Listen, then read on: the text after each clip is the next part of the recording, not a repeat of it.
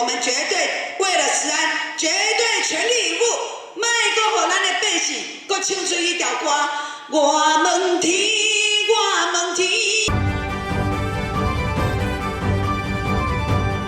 各位好，这里是眼球中央电视台新闻频道，欢迎您走进本节的新闻直播间，我是主播眼肉芽。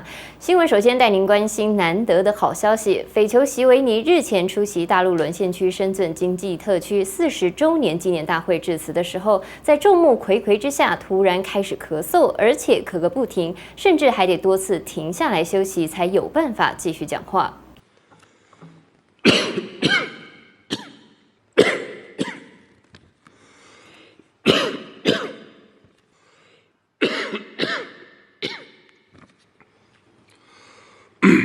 有认真防疫的台湾自由地区民众应该都晓得咳嗽咳不停的这种症状代表什么意思了吧？难道残害全球人类的武汉肺炎这一次终于要改过向善，上演周楚除三害了吗？不过在武汉肺炎回马枪成功以前，充实我们台湾自由地区的国防力量仍然是不能松懈的任务。对此，民进党智库副执行长吴怡农日前就提出了在家当兵的概念，也就是以社区为单位，由民众组成不分性别和年龄的国土防卫队。没想到这个计划在退辅会主委冯世宽的眼中似乎相当下流，因为他竟然无视广大农夫农妇的情感，大骂提出计划的吴怡农是个渣男。吴怡农还有特别提出全民皆兵，而且让谁讲的？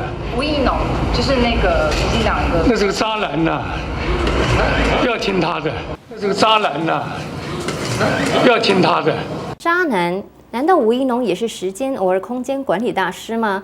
难道冯主委知道什么不为人知的大八卦吗？幸好现场的记者继续替我们打破砂锅问到底。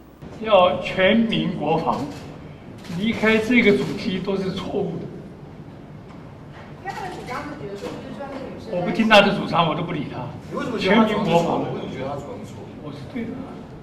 看来冯世宽主委只是打算重新定义渣男而已。如果觉得别人的看法是错的，就可以说对方是渣男。像是有人整天说他是第一主播，这时候就可以用渣男来称呼他了。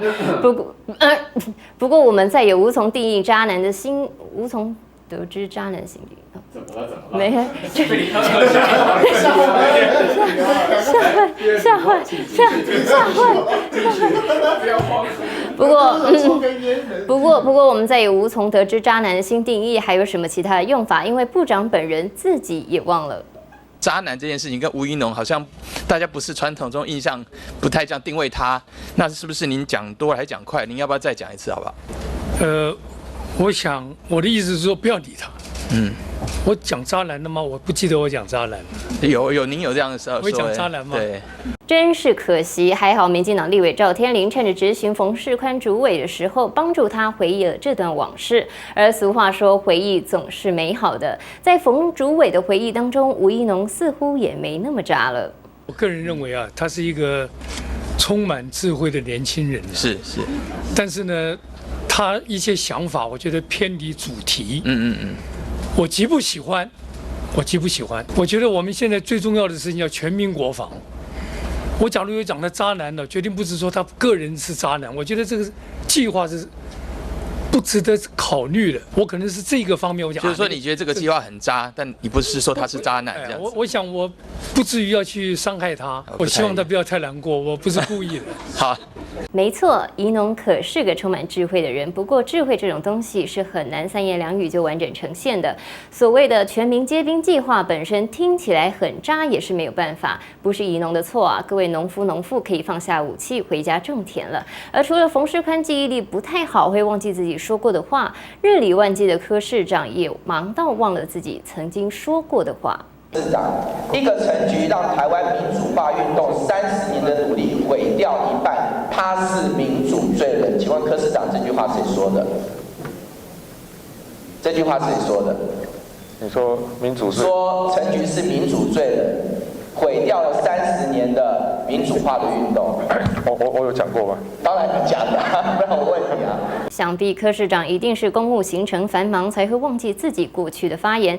但是为市政操烦的柯市长不用担心，本台和 Google 都记得您说过的话啊。柯文哲在2019年10月受访时曾经说，一个陈菊让台湾民主化运动30年的努力毁掉一半，他是民主罪人。说到民主罪人，接着继续关心我国的另一个民主罪人——寒天新闻的死对头 NCC 国家通信传播委员会啊 ，NCC 即将在26号针对寒天新闻举办史无前例的换照听证会。面对国家机器的攻击，寒天新闻台只能自力救济，请主播们拍片串联，声援自家频道。监督执政党太用力，所以中天新闻即将被关台吗？难道因为不是绿色的，所以中天新闻即将被关台吗？中华民国言论自由不能倒退。难道只是报了假新闻，寒天新闻就要关台了吗？真是太夸张了！幸好德不孤必有邻，从来不做缺德事的寒天电视台，当然也得到了百万庶民的声援，甚至有庶民运用高超的剪辑技巧，自制了挺寒天的影片。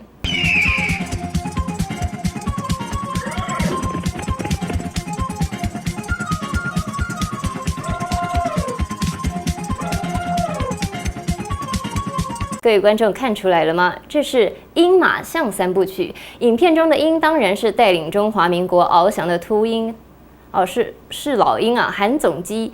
鹰、鸡都是鸟类，难道是巧合吗？我不这么认为。而马代表的当然就是割完眼袋的帅气马前总统，象则是国语党的新生代巨象连胜文。这3个人和寒天相辅相成，才能带领国语党和我国再创巅峰。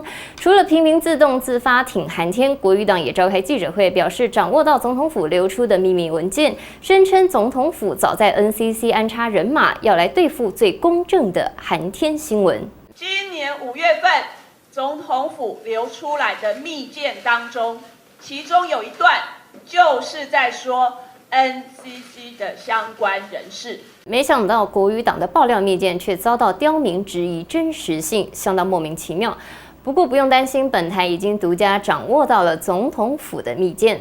经过本台深入追查，确实有许多密件从总统府流出，甚至相当受到绿营立委的欢迎。公正的媒体就是要帮民众来查核这个真实性哦。这一个，我来试试看看啊，好念，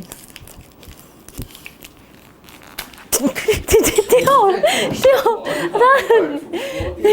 太夸张了，别理我。好，继续吃。确实可以食用啊。真实性没有问题，刁民们可以闭嘴了。说到这个刁民，让我们转为关注台南铁道地下化的争议。铁道局在日前拆除最后的拒签户，引发刁民批评。针对这个争议事件，台南市长黄伟哲在 Facebook 上回应了，指出在2011到2020年间发生于台南平交道事故，一共导致1384人死伤，并感谢民众支持铁路地下化。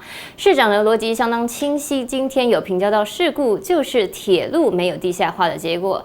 如果马路上有车祸，就一定是马路的错，和用路人和车辆毫无关系。如果坠机，就是空气的错；如果沉船，就是海的错。难道海龙王彼得不用负责吗？然而，时代力量的立委邱显智竟然挖出这10年间台铁的全国平交道事故统计，发现10年来的伤亡只有189人。黄伟哲说1384人，台铁说189人，两个数字差这么多，难道台铁不用负责吗？请立刻刊物更正。不过谦虚的黄伟哲市长后来还是从善如流的删掉了这篇贴文，这绝对不是心虚或发现自己逻辑有问题，请大家不要过度揣测了。不过拆除后事件还没有结束，本月15号就有不好好读书的反拆迁学生向黄伟哲市长拦轿申冤。抗议在拆迁过程当中，警察手段粗暴，导致多位学生受伤。明明就还有间接的程序还在跑，那间接的程序、行政程序还在跑的状况下，派出霹雳小组来对学生做这样执法过当的暴力清场的动作，是我们非常不能接受的。那我们几乎全场的学生都有受伤。为什么间接程序还没有结束的时候，你就容许他们调动霹雳小组来对待学生？希望你们用经济来抗争，或者抗争市政府，这1%的力量去既定香港，学生去争取。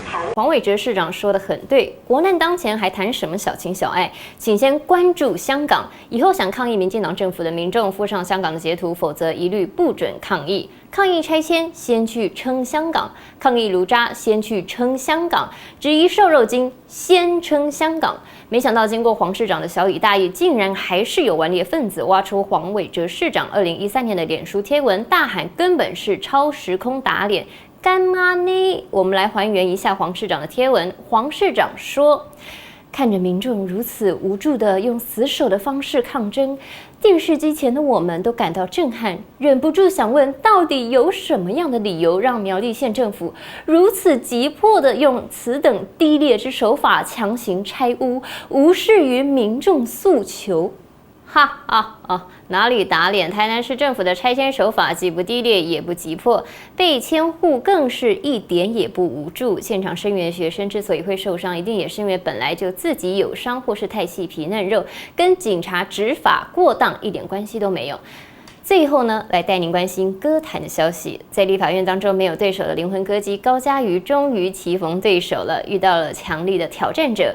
本月16号，国语党为了美猪议题再一次占领议场，而立委杨琼英也选择时尚的歌曲来表达他对人民健康的关怀。要用最时尚的一个歌曲片段来告诉大家，这么大家的心声。我们天。